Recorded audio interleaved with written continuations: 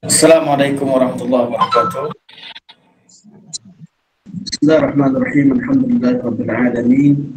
Nahmadullah ta'ala wa nashkuru wa nusallimu ala sayyidina Muhammadin alladhi ballagha risalah wa adda al-amanah wa nasaha al-ummah.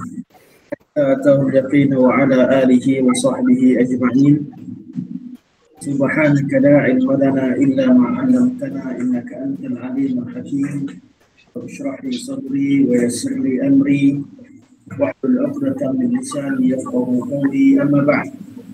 Fa inna asdaqal hadithi kitabullah wa khairal hadi hadi Muhammad sallallahu alaihi wasallam wa syarrul umuri muhdatsatuha wa kullu muhdatsatin bid'ah wa kullu bid'atin dhalalah wa kullu dhalalatin fin nar. Amma ba'd.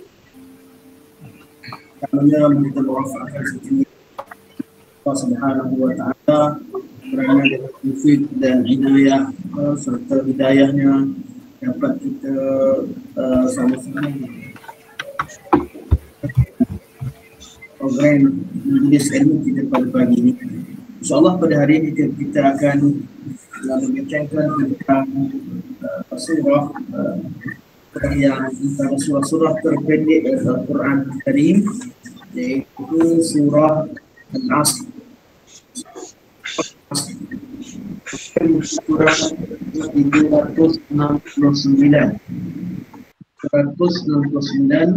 Surah Al-Asri. Surah Al-Asr yang berarti masa, yang mengandungi 3 ayat. Dalam Al-Quran Karim, surah yang paling pendek, surah Al-Quran yang paling pendek adalah surah yang terdapat padanya 3 ayat. Jadi kalau kita lihat dalam Al-Quran Karim, didapati ada 3 surah yang mengandungi 3 ayat, iaitu surah An-Nasr, surah Al-Kawthar dan surah Al-Asr. Kita dah bincangkan tentang surah An-Nasr dan Al-Kawthar. An-Nasr dan Al-Kawthar. Hari ini insyaAllah kita bincang surah Al-Asr. Kalau dilihat dari segi tertibnya 3 surah ini, yang paling pendek surah Al-Kawthar, yang kedua pendek adalah surah Al-Asr yang kita bincangkan hari ini insya-Allah.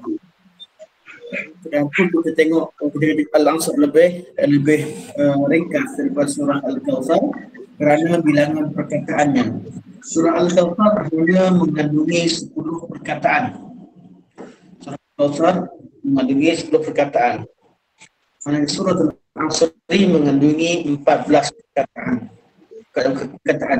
Wal asri inna al-insan lafi khusrin.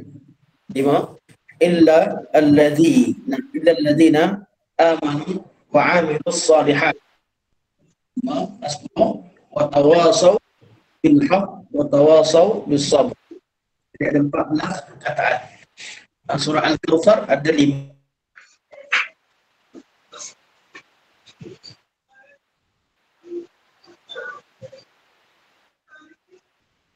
Ada 10 perkataan. Surah Al-Asr yang mengandungi perkataan. A'udzubillahi minasyaitonir rajim. Bismillahirrahmanirrahim. Wa 'amilus shalihati wa tawasaw bil haqqi wa tawasaw bis sabr. Bila kita baca surah-surah Al-Quran, terutamanya surah yang pendek, dengan 14 perkataan, apa yang mampu kita sampaikan mesej kepada manusia. Kalau diminta kepada kita untuk berucap di mana-mana jumpaan, perhimpunan atau persidangan dengan 14 perkataan, sudah tentu manusia ini tidak akan mampu menyampaikan mesej dengan baik kerana terhadnya jumlah perkataan yang dibenarkan. Kita dalam urusan harian kita sekalipun, kita pada zaman SMS dahulu, kita kena tulis huruf tidak melebihi 700 perkataan, 700 huruf. Itu pun kita susah dengan urusan-urusan yang kecil. Namun dalam Al-Quran Al-Karim dengan surah yang pendek ini, Allah Subhanahu Wa Taala menyampaikan satu mesej yang sangat ringkas, padat, dan maknanya merangkumi kebaikan dunia dan akhirat. Sehingga Imam Syafi'i rahimahullah berkata tentang kata Imam Syafi'i di muka surat 331, kata Imam Syafi'i rahimahullah, "Lau fakkara an-nasu kulluhum fi hadhihi surah lakafathum." Kalaulah manusia memikirkan, semua manusia memikirkan isi kandungan surah ini sahaja, maka sudah tentu sudah cukup bagi mereka untuk mengambil pengajaran. Atau dalam riwayat yang lain Imam Syafi'i sebut, "Lau ma anzalallahu suratan illa hadhihi lakafathum." Kalaulah dalam ayat Quran ni Allah tak turunkan sebarang surah kecuali surah ini sekalipun, sudah pasti sudah cukup bagi mereka. Allah turunkan surah Al-Asr untuk panduan kepada manusia cukup kerana isi kandungannya yang luas. InsyaAllah kita baca satu persatu makna perkataan. Wal asri, wawul qasam. Biasanya orang Arab ketika mereka memulakan perkataan pertama itu berbaris dhammah, berbaris depan. Kita kata al-baitu jamilun, rumah itu cantik. As-sayyaratu kabirah, kereta itu besar. Kita kata al-qalamu azraq, pen itu biru. Jadi kalimah mubtada berbaris depan. Itu perkataan Arab yang biasa. Namun apabila tuan-tuan tiba-tiba temukan huruf perkataan bahasa Arab berbaris bawah, seperti sekarang al-asri, kemudian didahului oleh waw. Waw itu kita tidak terjemahkan dengan makna dan. Kalau kata wal asru, dan masa, ya, kita terjemah dengan dah. Tapi kalau wal asri, demi masa, atau aku bersumpah dengan masa. Jadi wal asri, wattinu, bukan wattinu. Kalau wattinu dan wahtin, wattinu wazaitunu, wahzaitun dan wahtin. Dengan manakala wattini wazaituni wa turi sini, dia garis bawah tin wazaitun, maksudnya aku bersumpah atau demi tin dan zaitun. Jadi kaedah kita kata wal asri wad duha wal laili idza saja. Kita kata wal laili wasyamsi wa duhaha. Kalau ada kalimah waw dan kalimah ada huruf waw dan kalimah selepasnya dibariskan bawah, kita terjemahkan dengan makna demi ataupun aku bersumpah. Ini pada awal kalimah. Wal asri, demi al-asr, demi asr. Apakah makna al-asr?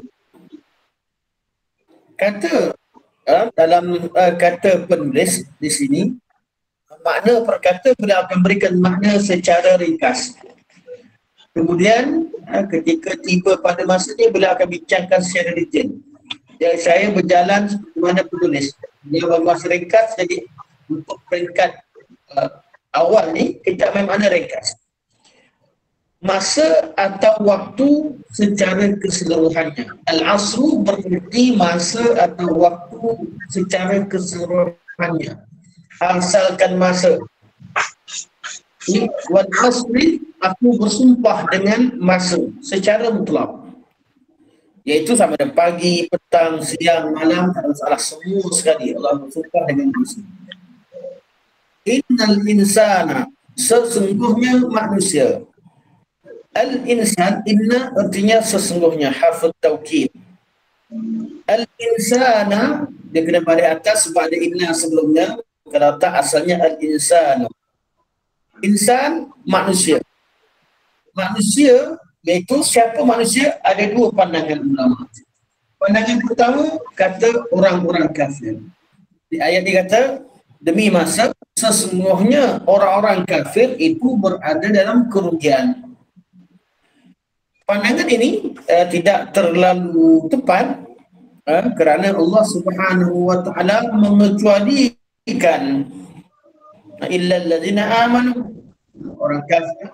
Jadi kalau walaupun bagi ulama yang mentafsirkan insan sebagai orang kafir di sini, mereka mengatakan bahawa sesungguhnya orang kafir semua berada dalam kerugian kecuali orang-orang yang beriman dari kalangan mereka, iaitu dia dah masuk Islam, dia beriman, beramal soleh dan dia berpesan-pesan kepada kebenaran dan berpesan-pesan kepada kesabaran. Namun kalau kita lihat kepada makna yang lebih menyeluruh seperti mana yang pandangan Ibn Abbas, al-insan di sini merangkumi keseluruhan manusia, semua jenis insan, kesemuanya. Innal insana lafi khusrin, betul berada dalam kerugian. Formula sekarang ceritanya tentang rugi. Bab masa tidak ada orang yang untung. Yang dibincangkan berapa banyak yang rugi. Kerana masa itu berjalan dan masa itu merupakan modal perniagaan yang Allah berikan kepada kita. Kita hidup di dunia ini berniaga dengan Allah Subhanahu wa taala. Allah berikan masa untuk kita hidup kat dunia. Di sepanjang masa kita hidup kat dunia ini adalah modal kita untuk berbisnes dengan Allah Subhanahu wa taala. Sekiranya seseorang menggunakan modal namun tidak mendapatkan hasil, artinya dia rugi.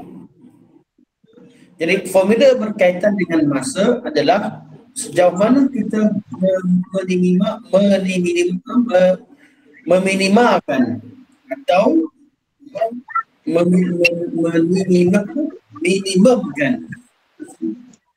minimumkan kerugian kita. Jadi faktor kenapa Allah letakkan rugi di sini sebab masa itu bergerak. Sejak daripada kita lahir sampai sekarang, masa berjalan. Masa terus berjalan. Sedangkan kita diminta untuk menunaikan tanggungjawab. Dalam kandungan masa mengandungi tanggungjawab. Mengandungi perintah Allah, larangan Allah. Dan setiap masa kita diuji. Allah kata huwallazi khalaqal mauta wal hayata liyabluwakum ayyukum ahsanu amala. Dialah yang menciptakan kalian hidup dan mati untuk uji kalian. Siapakah dari kalangan kalian yang paling berkualiti dalam beramal? Jadi sepanjang masa kita diuji.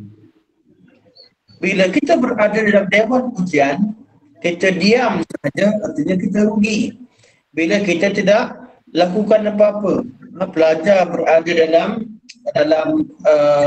dalam dewan ujian, di depannya penuh dengan ujian, dia tidak menjawab, dia tidak buat apa-apa. Orang yang mendiamkan diri dan tidak melakukan apa-apa, mereka adalah orang yang rugi. Orang yang sangat tidak melakukan apa-apa, masa yang ada digunakan untuk merosakkan masa depannya. Dia koyak kertas, periksa, atau masa yang ada digunakan untuk buat perkara yang dilarang dalam peperiksaan, berkemungkinan dia telah pun telah melakukan perkara yang menyebabkan dihalau keluar daripada dewan peperiksaan, ataupun dia pencalonannya dia tak akan diterima sebagai orang yang lulus. Dan itu keadaannya. Masa ini yang diam sahaja rugi, apatah lagi yang melakukan perkara yang lama, apatah lagi yang melakukan perkara yang makruh, apatah lagi yang buat perkara yang haram. Dan haram itu bertingkat sampai pada tahap yang paling rugi sekali adalah orang yang syirik pada Allah Subhanahu Wa Taala. Pastikan masa kita itu bersih. Tiap-tiap masa pastikan kita lulus. Pagi ini kita diuji dengan solat subuh. Lepas solat subuh ada zikir pagi, kita ada masa untuk kita melakukan amal soleh. Tiap-tiap waktu kita diuji. Pastikan ujian kita berada di ujian dan ujian tersebut kita lulus. Tiap-tiap waktu kita diberi nikmat. Nikmat itu Allah akan tanya, "Tsumma la tus'alunna yawma idzin 'anil na'im." Tiap-tiap waktu kita akan diuji, kadang-kadang dengan musibah, lulus atau tidak kita. Tiap-tiap waktu kita diuji dengan amal ibadah, zikir atau tidak kita. Semua, jadi faktor masa ini yang perlu dipersoalkan adalah sejauh mana kita mampu mengelakkan kerugian. Wal asri, dan demi masa. Masa kat sini seluruh masa. Innal insana, sesungguhnya tiap-tiap manusia lebih tepat untuk dikatakan berbanding dengan orang kafir. Sesungguhnya tiap-tiap manusia, kerana kalau kita maknakan masa dengan makna modal yang Allah berikan kepada kita untuk hidup di atas muka bumi ini, untuk kita beramal, dan kita tahu bahawa bila kita mati kita tidak lagi mampu beramal. Kita minta Allah masa yang paling berharga bila seorang itu berdepan dengan maut. Dia kata, "Laula akhartani ila ajalin qaribin fasaddaqtu wa akum minas salihin." Ya Allah, bagikan masa sikit je aku nak sedekah dan aku beramal soleh. Masa tu masa sangat berharga. Masa malaikat maut sampai, bila nak ambil masa tu, orang-orang yang meninggal menceritakan harapan mereka, doa mereka kepada Allah supaya dipanjangkan sedikit umur mereka nak sedekah dan beramal soleh. Sebab itu Allah peringatkan awal-awal, jangan sampai masa nak mati baru menyesal. Allah kata, "Wal asri," demi masa. Innal insana, sesungguhnya tiap-tiap insan, lafi khusrin. Lafi, lam artinya sesungguhnya. Fi, mana sesungguhnya atau sebenar-benarnya. Fi, berada di dalam. Apa itu fi? Allah gunakan fi, khusrin, berada dalam kerugian. Artinya kerugian ada di segenap arah. Kita nak ke mana sekalipun tetap rugi. Kecuali mana kita buat apa sekalipun tetap rugi. Kecuali alladzina amanu, kecuali orang-orang yang beriman. Kalimah khusrin semua berada dalam kerugian. Kata Dr. Hafizahullah Ustaz 330, khusrin, kerugian di sini dinyatakan dalam bentuk nakirah atau tanpa alif lam. Bukan lafil khusri, tapi lafi khusrin. Lafi khusrin, benar-benar berada dalam kerugian. Orang Arab kalau dia bercakap dalam merujuk satu perkara tanpa alif dan lam, iaitu nakirah, adalah ta'zim, untuk menyatakan betapa dahsyatnya atau hebatnya perkara tersebut. Oleh kerana kalimah ini khusrin, artinya betapa ruginya, betapa besar kerugian, betapa dahsyatnya musibah, betapa dahsyatnya kerugian yang dialami. Sesungguhnya manusia berada di dalam kerugian yang besar. Kecuali alladhina amanu, orang-orang yang beriman, wa amilus shalihat, dan beramal saleh, wa tawasaw itu saling berpesan. Tawasaw, kalau ada huruf alif selepas fi'il, itu tawasaw. Bukan tusi, tapi tawasaw. Ada alif atas, maksudnya ada alif pada huruf yang kedua, selepas huruf pertama pada fi'il, maksudnya saling melakukan. Tawasaw, saling berpesan-pesan. Kenapa saling berpesan-pesan? Sebab kita tak betul selamanya. Kadang-kadang kita betul, kadang-kadang orang lain betul. Jadi yang betul, macam mana nak tahu siapa betul, siapa salah? Tengok ayat Al-Quran. Ayat Al-Quran. tengok panduan yang Allah turunkan, tengok hadis Nabi SAW. Pandangan ini semua orang boleh keluarkan pandangan, tetapi kita kena pesan-pesan kepada kebenaran. Ada orang dia rasa diri dia betul selama-lamanya walaupun dia tidak bawa sekali bukti dan dalil. Dia salah. Ada orang rasa tertekan, dia sentiasa disalahkan. Semua saya buat salah. Kenapa saya buat salah? Dan bila orang cakap dia salah, dia marah. Sedangkan dia perlu tengok orang cakap itu betul atau tidak. Yang kalau orang bawakan itu merupakan hak, watawasau bil hak, orang itu pesan kepada hak, artinya yang dapat manfaat duduk belah pihak, yang menyampaikan dan yang terima. Bila sebut tawasau, wasiat, pesan, artinya perkara yang memberi kebaikan. Seseorang yang memberi wasiat kepada seorang yang lain merupakan orang yang sayang dan cinta. Kita inginkan manfaat untuk seseorang. Jadi dalam dunia ini semua manusia berada dalam kerugian kecuali orang yang beriman dan beramal soleh. Ini dua sifat. Dua sifat ini adalah kunci kepada kejayaan pribadi seorang Muslim. Seorang Muslim perlu tuntut ilmu dan beriman dengannya. Ilmu yang yakin sehingga melahirkan iman, dan kemudian dia perlu praktikkan ilmu tersebut amal soleh. Dua perkara dia buat, cukuplah seorang mukmin itu menjadi seorang yang baik, beriman dan beramal soleh. Namun ketika dia ingin bermasyarakat, dia rasa dia dah berbuat baik, dia dah belajar dan dia buat baik. Namun ketika bermasyarakat, dia berdepan dengan orang lain, dia berdepan dengan orang lain yang juga belajar dan beramal soleh. Namun akan ditemukan perbezaan pandangan. Sama-sama di masjid, sama-sama orang baik, sama-sama belajar agama, tapi siapa yang betul, siapa yang salah? Tidak bererti orang yang belajar semuanya betul. Tidak, apatah dia tak belajar. Orang yang belajar sekalipun tidak bererti semuanya faham betul. Orang yang beramal tak semestinya semuanya Allah terima, tak semestinya betul. Jadi apa yang menjadi dasar kepada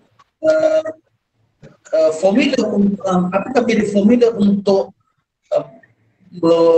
mengharmonikan masyarakat secara keseluruhan adalah dengan dua formula yang Allah berikan dalam kemasyarakatan. Iaitu Allah kata watawasau bil haq. Macam mana pun kita baik, kita belajar, kita faham dan kita amal dengan ilmu kita, bila sampai berdepan dengan masyarakat, berdepan dengan kawan-kawan, berdepan dengan keluarga, ketika berbincang dengan suami dan isteri, berbincang dengan ibu bapa dan anak dan sebagainya, kita akan temukan perbezaan pandangan. Namun perbezaan tadi tetap berlaku, cuma Allah bagikan penyelesaiannya. Perlu cari watawasau bil haq dan berpesan-pesan kepada al-haq, kepada kebenaran. Jadi bila berlaku apa sahaja perbezaan pandangan, yang kita cari siapa yang betul.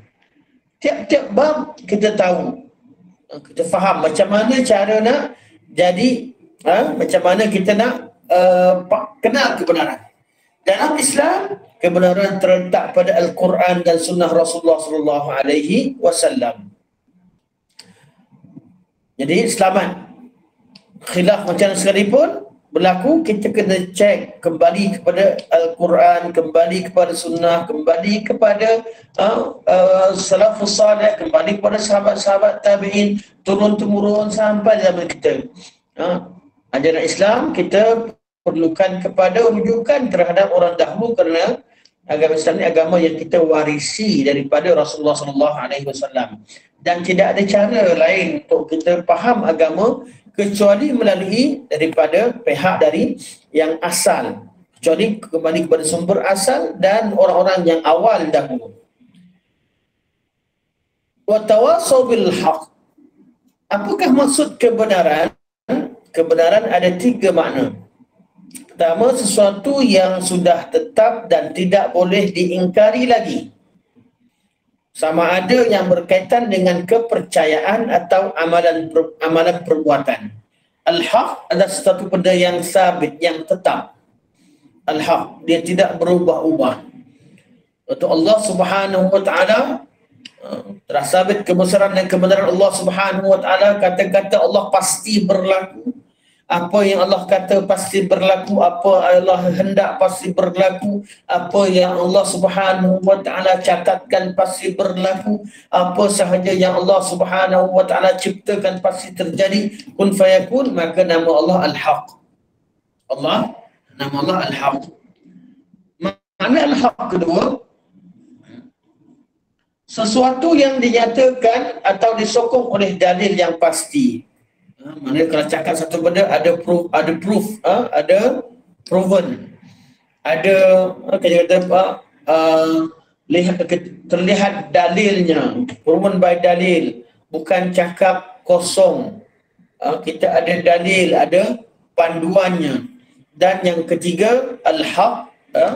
Al-haq adalah syariat yang diturunkan kepada Nabi SAW. Itu syariat yang maksum, yang takkan salah. Kebenaran. Jadi kebenaran apa dia? Sama ada satu benda yang pasti, tak berubah. Jadi tak ada pertama tu tak termasuk semua urusan dunia. Benda tak ubah lagi dah. Kita kata betul ke? Bila pilihan raya? Oh, entahlah, tak jelas. Tak jelas tu belum hak. Tapi dah jelas, oh dah tetap dah 19 hari bulan, 19 November mengundi. Confirm tak ubah, dah tetap. Tu hak lah tu, kebenaran tu, betul lah tu. Cerita takkan lupa. Bila hak ni fakta, bila kita tahu yang mana betul dia tak ubah, itu nama hak. Kita tanya, tapi kalau benda yang batil dia berubah-ubah. Benda yang batil dia berubah-ubah kerana sifatnya tidak tetap. Sebab tu kebenaran dipanggil sebagai hak. Yang kedua, syariat Allah. Apa sahaja yang Allah Subhanahu wa taala ajar, Allah Subhanahu wa taala turunkan, itu adalah hak. Kerana apa yang kita buat dalam agama ni dan apa yang kita buat dan balasan-balasan dijanjikan itu adalah pasti. Kalau orang cakap dengan kita, kalian tak masuk agama kami, kalian tak akan dapat masuk syurga, kita pun tak risau. Tak apalah, syurga yang kamu janjikan syurga mana? Kami tak harapkan syurga tersebut. Kami hanya harapkan syurga Allah. Kenapa? Sebab syurga Allah itu pasti. Syurga yang kalian sebutkan angan-angan kalian. Dan syariat Allah secara keseluruhannya. Okey. Dan akhir sekali sabar. Sabar kita faham maknanya. Okey, kita mukadimah. Saya terus masuk pada mukadimah kerana saya khawatirkan masa kita tak cukup. Kita 1 jam. Dan saya pun sebenarnya ada program selepas ini. Jadi pukul 10.30 kita berhenti insyaAllah. Tengok mukadimah. Mukadimah. Surah Al-Asr, surah Al-Asr terdiri dari 3 ayat. Termasuk ke dalam kelompok surah-surah Makkiyah. Secara ijma'. Surah Makkiyah diturunkan di Makkah Al-Mukarramah.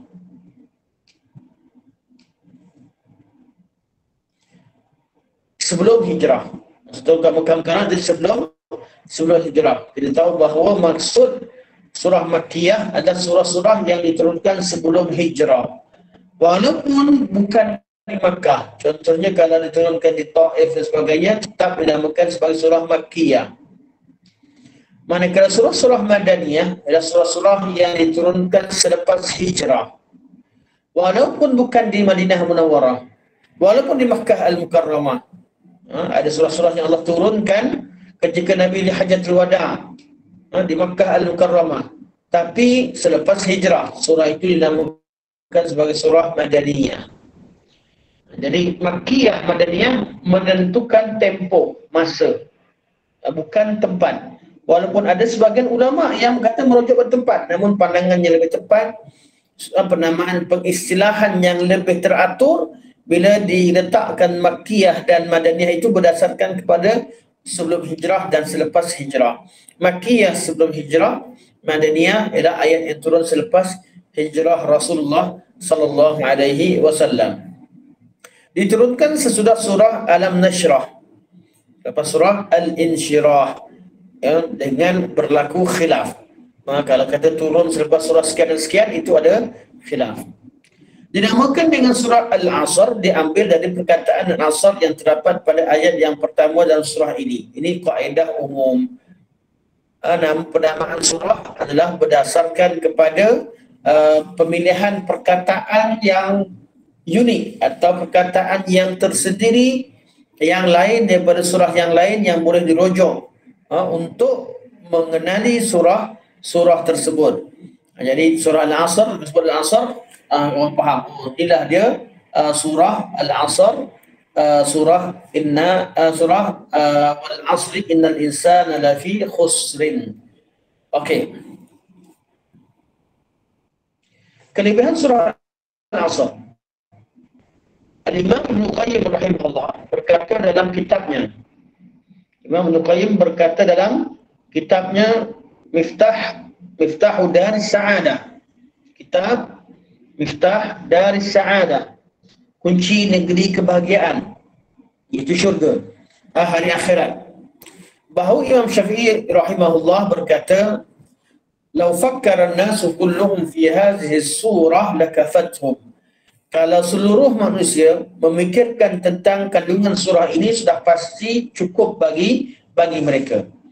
Penjelasan ungkapan tersebut ialah bahawa 4 martabat di atas, jika disempurnakan kesemuanya oleh seseorang, nescaya ia akan menjadi insan yang sangat sempurna atau insan kamil. Insan yang sempurna dengan mengamalkan 4 prinsip ini, 4 dasar. Kita nak sempurna hidup kat dunia dan di akhirat, 4 perkara ini perlu kita pegang, 4 prinsip ini. Apa dia? 1, ma'rifatul haqqi, kenal pasti kebenaran. Kita pergilah cakap macam sekalipun, cakap pompang sana sini tapi tak betul, tak kena juga. Beramallah, berjuang sana sini, beramal dan berjuang sana sini, tapi yang kita amal dan yang kita perjuangkan itu bukan benda yang betul, rugi. Jadi pertama, kenali kebenaran. Ma'rifatul haqqi, kenali kebenaran. Prinsip yang kedua, dasar yang kedua untuk mencapai kesempurnaan insan, pertama dia alim, dia tahu kebenaran. Yang kedua, dia beramal dengannya. Orang yang mengetahui manfaat satu perkara dan dia meyakini manfaat yang ada padanya, pasti dia beramal dengannya. Yang ketiga, dia mengajar kebenaran itu kepada orang lain. Kalau dia tahu benda itu baik dan dia baik, dia tahu benda itu baik, dilokek tak jadi. Dia tahu benda itu baik, diamalkan untuk dirinya, dan dia baik hati, maka dia sampaikan kepada orang lain. Itu sempurna sifat manusia. Dia tak kedekut. Dia berpesan-pesan kepada kebenaran, sampaikan kebaikan kepada orang lain. Dan yang keempat, dia berjuang di atas, dia berjuang, dia bersabar ketika belajar, ketika mengajar, ketika berdakwah, ketika menyampaikan kebenaran tersebut, dia tidak putus asa ataupun kita namakan sebagai istiqamah. Kenal mana betul salah, amalkan apa yang dia ketahui, sampaikan dan ajarkan, dan istiqamah walaupun dicaci, dimaki, dimarahi oleh orang yang tidak yang disampaikan kebenaran padanya, dia tetap bersabar. Kita disayangkan anak kita, kadang-kadang anak kita marah pada kita, kita tetap hantar dia ke sekolah. Mak ayah, kadang-kadang anak ni benci pada mak dan ayah dia sebab paksa dia pergi kelas mengaji, paksa dia pergi sekolah. Kenapa kita paksa juga? Sebab kita sayang. Kita bersabar dan sekerenah mereka sebab kita sayang, kita inginkan kebaikan kepada mereka. Dan begitulah keadaannya pendakwah-pendakwah dan orang-orang yang mengenali kebenaran, dia beramal dengannya dan dia nak sampaikan kepada orang lain, perlu ada sifat kasih dan rahmat yang tinggi. Sehingga dia tidak berputus asa apabila dakwahnya ditolak, diperlekehkan dan sebagainya. Jadi 4 prinsip ni, 4 perkara ni kalau dia diamalkan, maka dia sudah mencapainya level al-insan kamil menurut Ahlussunnah wal Jamaah. Ahlussunnah mengatakan bahawa manusia yang sempurna bila dia tahu kebenaran, dia amalkan, dia sampaikan dan dia berjuang dan beristiqamah di atas perjuangannya dalam menyampaikan dan merealisasikan kebenaran yang diketahui. Perkara ini mengingatkan saya kepada istilah insan kamil yang diperkenalkan oleh golongan yang sesat, golongan yang tersesat, golongan yang melampau. Mereka menamakan kesempurnaan insan itu adalah dengan maksud seseorang itu telah mencapai sebahagian daripada sifat ketuhanan, atau mencapai atau menghilangkan sebahagian daripada sifat manusia, sifat sebelum jadi manusia yang ada pada dirinya. Atau kita katakan ini wujud pada golongan sufi yang melampau, yang menjadikan manusia yang sempurna atau wali itu ialah orang yang tidak perlu beramal dengan syariat. Sehingga mereka membahagikan manusia kepada 3 kategori. Kategori orang awam, iaitu pengikut-pengikut Rasulullah SAW yang belajar dan beramal dengan cara Nabi ajar, dia kata orang awam atau ahli syariat. Manakala orang yang telah mencapai kesempurnaan, apa itu kesempurnaan? Dia tak perlu lagi kepada Nabi SAW, kata mereka. Dia dapat ilmu direct daripada Allah Subhanahu wa Ta'ala. Ilmu inilah yang diistilahkan sebagai ilmu laduni dengan takrifan yang salah. Ilmu laduni, dia tahu suatu kebenaran direct daripada Allah. Dihukumkan seseorang bukan lagi berdasarkan pada hukum syariat siapa betul dan salah, tapi cukup dipandang orang tu, dia kata, oh, si fulan ni dia kasyaf, dia nampak isi hati fulan dan fulan. Dia nampak orang ni ahli syurga, ahli neraka. Orang ni mukanya bersih, orang ni mukanya kotor, orang ni beriman atau tidak. Ini adalah satu kepalsuan dalam konsep yang dibawa oleh golongan ini, dan menjadikan asas untuk mencapai pada tahap begitu ialah dengan mereka mencapai kesempurnaan insani pada dakwaan mereka. Cara macam mana? Dengan meninggalkan syariat yang umum, dan mereka dapat ilmu yang khas, dan kumpulan-kumpulan ini sentiasa mendakwa mereka mempunyai zikir yang tersendiri, mempunyai amalan yang tersendiri, mempunyai rahsia guru yang tersendiri dan sebagainya. Itu bukan insan kamil. Dan buku insan kamil ni, fikir buku dah lama tercatat, ini buku daripada saya, insan kamil, membicarakan tentang konsep insan kamil ini, kitab ini, dan mengumpulkan kalangan ulama-ulama sejak pada timbulnya pemikiran ini pada kurun yang ke-6 dahulu.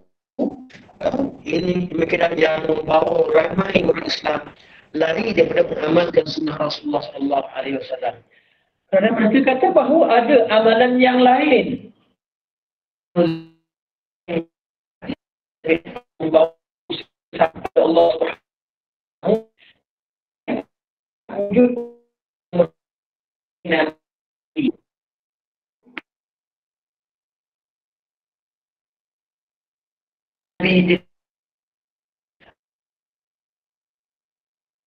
Mereka telah mencapai level yang tinggi dalam agama, dan sentiasa menamakan orang yang teks sebagai golongan yang berilmu, ilmu kulit, ilmu yang punya tahu ilmu dalam, sebagai batiniah. Ini golongan insan kamil, insan yang sempurna menurut Al-Quran dan hadis Nabi SAW adalah insan yang melengkapkan 4 sifat yang tercatat dalam surah Al-Asr dan ianya merupakan satu perkara yang sangat bertentangan dengan konsep insan kamil yang dibawa oleh kumpulan batiniah dari kalangan Sufiyah. Sebab tu konsep pertama, kenal kebenaran, ma'rifatul haq, ialah dengan hak itu artinya tahu, kenal kebenaran yang dibawa oleh Rasulullah. Bukan tahu kebenaran dengan mimpi atau dengan perasaan sendiri. Yang kedua, beramal dengannya. Mereka beramal dengan apa diajarkan Rasulullah. Bukan beramal dengan satu amalan yang kononnya special dan tidak melalui Nabi SAW atau tidak melalui cara yang Nabi sampaikan. Kadang-kadang dia kata dia dapat daripada Nabi, tapi bukan dengan cara yang betul. Bukan melalui sunnah Nabi, bukan Nabi kata dia dapat melalui sekian dan sekian, dapat jumpa Nabi secara langsung, secara direct. Mereka mengistilahkan karamah kepada wali itu dengan istilah-istilah yang baru, dan pemikirannya bukan sedikit. Dia pemikiran yang luas dan mempengaruhi ramai daripada kalangan intelek juga, kerana yang terpengaruh dalam bab ini bukanlah manusia kadang-kadang, bukan daripada orang-orang yang awam, juga daripada kalangan sebagian ulama, semoga Allah mengampunkan mereka. Okey. Dan mengajarkan, menyampaikan. Beza dengan golongan ini. Golongan kata jangan sampaikan, jangan ajarkan. Kalau ilmu kita sampaikan akan jadi fitnah. Mana mungkin kalau ilmu sebenar sampai jadi fitnah. Sebab itulah prinsip yang diperlukan satu persatu bertentangan dengan apa yang wujud dalam surah Al-Asri yang Allah kata innal insana lafi khusrin. Sesungguhnya insan berada di kerugian kecuali orang-orang yang beriman, beramal soleh, mengajak kepada kebenaran dan juga mengajak atau berpesan kepada kesabaran. Inilah insan kamil, insan yang tidak rugi, berbeza daripada takrifan yang dibawa oleh kelompok yang saya sebutkan tadi. Okey. Ubaidah bin Hisan Abu Madinah berkata, jika dua orang sahabat Rasulullah SAW berjumpa, lalu mereka tidak berpisah melainkan setelah salah seorang dari mereka berdua membaca surah Al-Asr hingga akhirnya. Kemudian barulah salah seorang dari mereka mengucapkan salam kepada yang lain. Itu salam perpisahan. Sahabat-sahabat Rasulullah SAW, mereka tidak akan berpisah kecuali salah seorang daripada mereka membacakan surah Al-Asr. Tujuannya apa? Adakah untuk mengambil keberkatan daripada surah Al-Asr? Artinya memang disyariatkan baca surah Al-Asr setiap kali di akhir pertemuan. Contohlah, bila akhir kelas saya akan insyaAllah kita sampai di sini. Subhanakallah lika kita baca Al-Asr dan salah khusrin. Adakah itu maksudnya? Iaitu kita baca Al-Asr iaitu dengan mengambil keberkatan surah Al-Asr, ataupun kita baca surah Al-Asr maksudnya kita baca dan berikan peringatan, fahamkan tentang konten isi kandungannya. Kaul yang kedua lebih tepat. Sahabat tidak akan berpisah kecuali memperingatkan kandungan surah Al-Asr kepada sahabat yang lain. Kerana masa ini ramai, berkaitan dengan masa, ramai orang yang lupa. Ramai orang yang rugi dalam urusan masa. Sebab tu Syekh Muhammad Jamaluddin Al-Qasimi berkata dalam tafsirnya, tafsir Al-Qasimi, sebahagian manusia menyangka bahawa membaca surah Al-Asr ketika akan berpisah adalah sebagai tabarruk, itu agar mendapat keberkatan. Pandangan ini salah. Yang betul ialah agar kita saling mengingati apa yang terkandung di dalamnya. Khususnya saling berpesan kepada kebenaran dan kesabaran. Khususnya kita nak pesan-pesan kepada kebenaran. Jadi cara yang betul kita baca surah Al-Asr tu pada manfaatkan masa dan sebagainya. Perpisahan itu kita dengan kafaratul majlis. Subhanallah alhamdulillah, macam biasa kita. Saya takut saya baca nanti orang mau tinggalkan live. Oh dah habis kelas. Itu dah belah. Jadi baca surah, kita baca kafaratul majlis atau tasbih kafarah. Kemudian Al-Asr ini kadang-kadang kita baca, kalau kita lihat semua orang dah faham mana Al-Asr, kita baca surah Al-Asr mengingatkan mereka tentang isi kandungan, kita bacalah dengan tujuan untuk memperingatkan, tapi bukan dengan tujuan zikir khas. Manakala zikir khas untuk berpisah adalah subhanakallahumma bihamdika asyhadu an la ilaha illa anta astaghfiruka wa atubu ilaik. Itu kafaratu majlis. Manakala al-asr wal asr innal insana fi khusr, kita baca sekali-sekala untuk memperingatkan, ataupun kita baca dan fahamkan isi kandungannya, beri pesan kepada kawan kita tentang isi kandungan maknanya, itu adalah lebih baik. Kerana tujuan bacaan tadi bukan dengan tujuan untuk mengambil keberkatan surah tersebut, walaupun kita tahu memang baca Quran memang berbarakah, cuma kita tak khususkan, kita tak katakan bahawa nak berpisah mesti bacaan asar, tapi kata ikut sunnah sahabat, mereka memperingatkan sahabat, mereka jangan cara bacakan. Jadi kalau kita sama-sama kita faham makna, kita kata wal asr innal insana fi khusr illa alladziina aamanu wa 'amilus shalihat wa tawassaw bil haqqi wa tawassaw bis sabr. Ini adalah bentuk pesanan seperti mana yang diterangkan oleh Syekh Muhammad Al-Qasimi, dan inilah juga yang disebutkan oleh Imam Syafi'i rahimahullah bila disebutkan oleh Ubaidah bin Hasan Abu Madinah.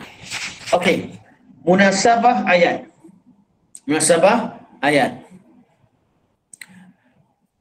Apa ni munasabah ayat? Kenapa ayat ini terletak di sini? Apa kaitan surah Al-Asr dengan surah sebelumnya, dengan surah At-Takatsur? Kata Syekh, kalau pada surah sebelumnya, surah At-Takatsur, dijelaskan bahawa sikap manusia yang hanya menyibukkan diri dengan urusan dunia, itu yang alhaakumut takatsur. Kalian dilalaikan dengan menambah-nambah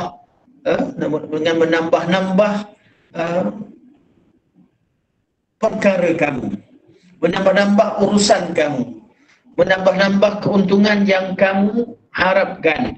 Kerana Allah tak sebut apa dia at-takatsur ni, Allah hanya sebut kamu kerja menambah-nambah, tambah pangkat, tambah harta, tambah apa, Allah tak sebut. Tapi yang penting urusan itu urusan yang tidak memberi keuntungan pada hari akhirat. Jadi dalam surah At-Takatsur Allah cerita tentang hal keadaan sikap manusia yang hanya menyibukkan diri dengan urusan dunia yang tercela.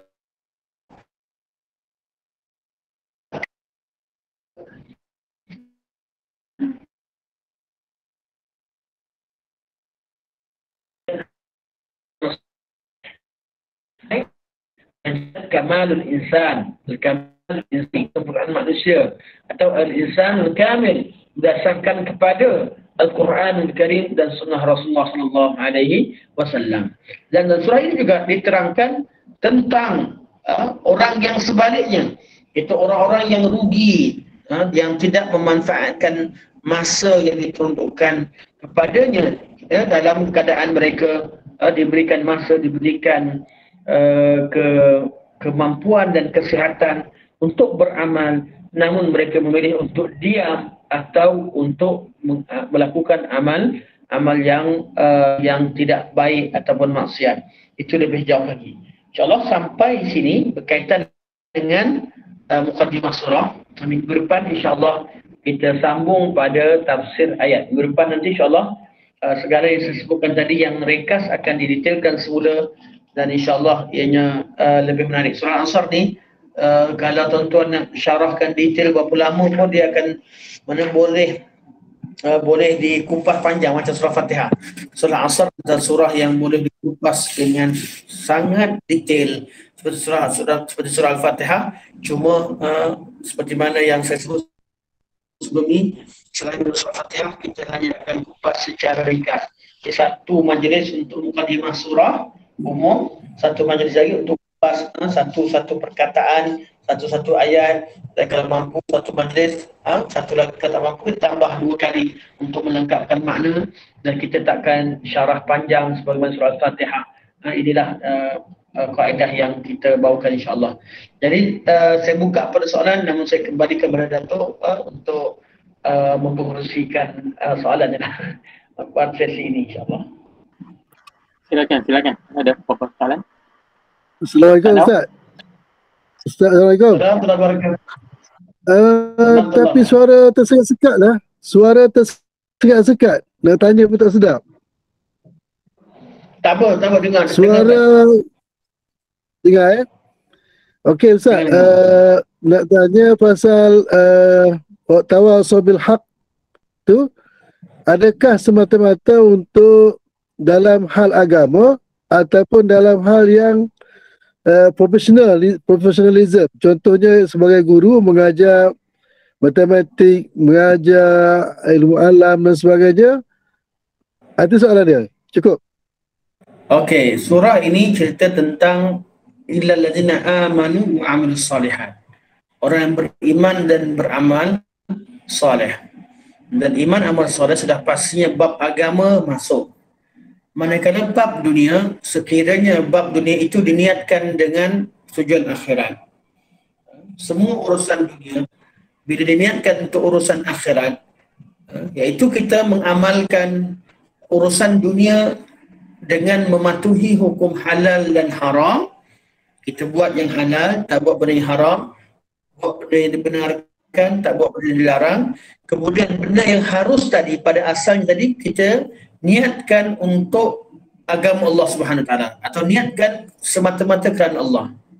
Walaupun pada asalnya kita ajar ilmu matematik untuk urusan dunia, tapi kita harapkan kesempurnaan dunia tadi dapat memajukan agama Allah atau dapat menyampaikan agama Allah Subhanahu Wa Taala. Jadi sentiasa kita dalam bab urusan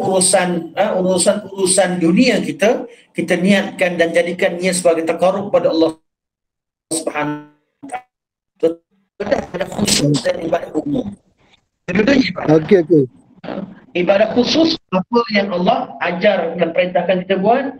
Ibadah umum ialah urusan dunia yang umum, namun diniatkan atau dijadikan sebagai bahan untuk taqarrub kepada Allah Subhanahu Wa Taala. Kalau dah jadi ibadah sama ada umum atau khusus, masuk dalam ayat ini. Iman, amal soleh, berpesan-pesan pada kebenaran, berpesan-pesan kepada kesabaran. Okey. Terima kasih Ustaz. Terima kasih. Sama. Salah sikit dah. Masalah kita sekarang ni, kita ada 24 jam masa kan. Tapi kita tengok sebahagiannya masa 24 jam tu, setengah orang berlebih-lebih masa dia. Kan ada yang ekstra. Yang setengah tu dia minta tambah lagi. Kalau boleh satu hari dia nak 36 jam. Urusan berterusan macam seolah-olah kita tak cukup masa walaupun Allah dah bagi 24 jam. Apa komen Terima kasih Dato'. Ya betul. Masa ni kalau kita lihatkan kepada ayat surah sebelumnya, Alhaakumut Takatsur hatta zurtumul maqabir, jelas bahawa masa yang Allah bagi tak cukup. Masa yang Allah beri tak cukup dalam bab apa? Dalam bab kita merasakan bahawa kita takkan dengan masa yang Allah bagi itu mampu untuk kita dapatkan syurga Allah Subhanahu Wa Taala. Sebab tu kita hanya mampu mengharapkan rahmat Allah. Rahmat Allah lah yang menjadikan kita sebagai ahli syurga. Allah masukkan kita dengan redha Allah, iaitu dengan rahmatnya. Jadi kalau tengok kepada masa tak cukup. Jadi dari segi tanggungjawab yang boleh katakan sudah pasti masa tak cukup. Dan kalau ada orang yang masa berlebihan, sudah pasti yang itu kurang daripada sepatutnya. Mungkin ada masa dia lebih sebab dia bila dah kaya, ada duit, dia rasa tak perlu cari duit. Dia nampak tanggungjawab kat dunia ni hanya cari duit. Jadi lebih banyak masa untuk rehat. Ada orang dia rasakan bahawa cukup untuk dapat jawatan tertentu, dia dah menang, dia cukup. Jadi dia relax, tenang. Mengambil tanggungjawab sekadar dengan pandangan bahawa tanggungjawab itu terhad, akan merasakan bahawa masa dia akan rasa cukup. Tapi kalau kita mengambil erti wal asri innal insana lafi khusr illa alladhina amanu wa amilus salihat, amanu iaitu beriman dengan ilmu yang benar. Ilmu tak akan sempurna. Kita akan cukup untuk prinsip pertama ni, ruang untuk cari ilmu sahaja kita belum ada, tak ada masa cukup. Wa amilus salihat, sepanjang masa kita beramal soleh, iaitu kita berzikir, kita baca Quran, kita solat atau buat perkara fardu kifayah yang fardu kifayah dan sebagainya, pasti tak cukup. Wa tawasau bil haq. Kalau kita dah alim, kita dah amal, kita sibuk dengan mengajarkan. Berapa ramai orang-orang yang jahil, orang yang tak tahu baca Al-Quranul Karim di sekeliling kita, orang yang tak tahu hukum hakam di sekeliling kita, orang yang buat perkara-perkara maksiat di sekeliling kita, orang yang baik yang melakukan amalan-amalan kebaikan namun mengandungi bid'ah yang tidak dapat bezakan yang betul salah ada di sekeliling kita dan sebagainya. Kita akan merasa bahawa kerja kita tak, masa kita tak cukup. Dan yang terakhir sekali, kesabaran dan istiqamah.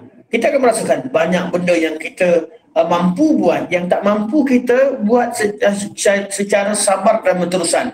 Kita buat satu benda, kita stop. Kita buat benda lain lagi. Bila kita tengok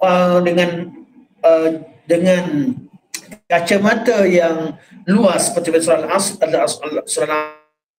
ni, kita akan bahawa memang masa itu sudah tak cukup. Namun yang kita buat ikut kemampuan, kita kualitikan masa kita dengan kadar yang semampunya. Allah lah yang akan mengaturnya. Allah lah, redha Allah yang kita harapkan. Jadi hidup ni kita kejar, kita buat, penghujungnya kita mengharapkan dengan usaha kita Allah pandang, Allah lihat dan Allah redha kepada apa yang kita lakukan. Jadi itu dari segi komen umum lah, berkaitan dengan tanggungjawab dan berkaitan dengan urusan dunia. Berkaitan dengan urusan akhirat. Berkaitan dengan urusan dunia sudah pasti dia melibatkan pengurusan masa, melibatkan kepada ilmu-ilmu keduniaan yang mana saya rasa Datuk lebih jelas tentang perkara tersebut. Ada lagi soalan-soalan? Kita pun dah Satu lagi Ustaz.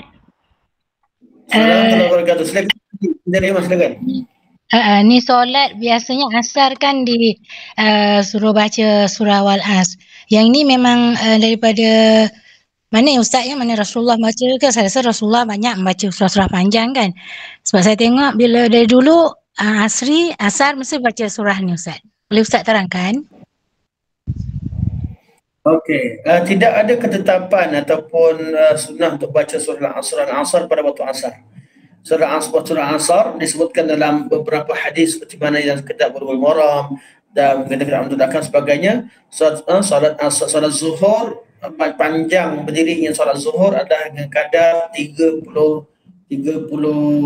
surah, 30 ayat pada rakaat pertama dan kedua. Dan soal asar dalam kadar separuh daripada itu, iaitu dengan kadar lebih kurang 15 ayat yang umum. Dan itulah kata Abu Sa'id Al-Khudri, kata aku cuba nak kira jarak bacaan Nabi sallallahu alaihi wasallam. Nabi tidak baca dalam surah Salatul Sir, Nabi tidak menjelaskan apakah surah yang Nabi baca.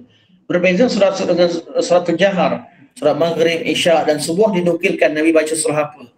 Tapi untuk surah Zuhur dan surah Asar hanya disebutkan Ustaz Khudri kata kami dahulu cuba untuk teka apa yang Nabi baca dan kami kira jarak bacaan tersebut, maka kami dapati bahawa panjang rakaat pertama dan kedua Nabi seperti panjang surah Alif Lam Mim Sajadah. Macam Alif Lam Mim surah Sajadah. Itu panjang berdirinya Nabi SAW, manakala asar separuh daripada itu. Dan kadang-kadang Nabi dalam hadis Ibn Abi Awfa, dalam satu hadis yang lain, Ibn Awfa tentang bukan Ibn Awfa, minta maaf, Abu Qatadah, dalam hadis Abu Qatadah diterangkan bahawa kadang-kadang Nabi bunyikan sedikit ayatnya. Nabi bunyikan ayat tertentu, namun tidak disebutkan surah-surah yang khusus dalam bacaan surah Asar.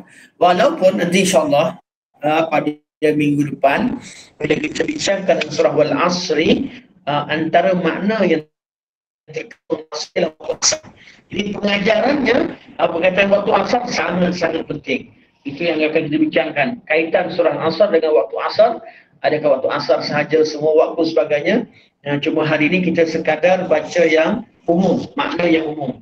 InsyaAllah kupasan yang lebih detail pada akan datang. Cuma kalau soalan nanti berkaitan dengan adakah ada amalan khusus untuk baca surah Asar, surah Al-Asr pada waktu Asar, Allah alam, saya tidak temukan. Sebab kebetulan saya bukan cakap sebab saya ni alim ke nak tahu tak. Kebetulan memang baru ni buka dan cuba mencari masalah ni, cuba nak kaji sebagainya. Memang tidak ada ketetapan khusus berkaitan dengan masalah ini. Ada soalan seperti nanti sebelum ditanya ke orang lain, sebab tu saya cari. Okey, terima kasih Ustaz. InsyaAllah nanti Ustaz boleh cari yang lain. Maafkan. Terima kasih. Sama.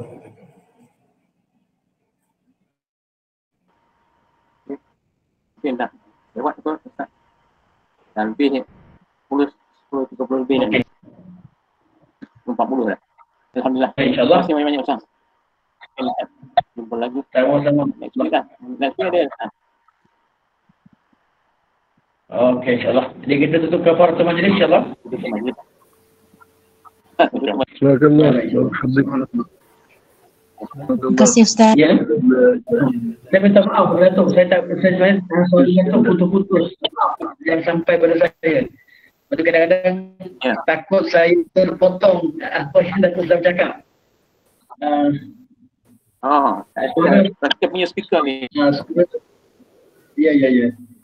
Jadi insyaAllah. Tak clear hari ni.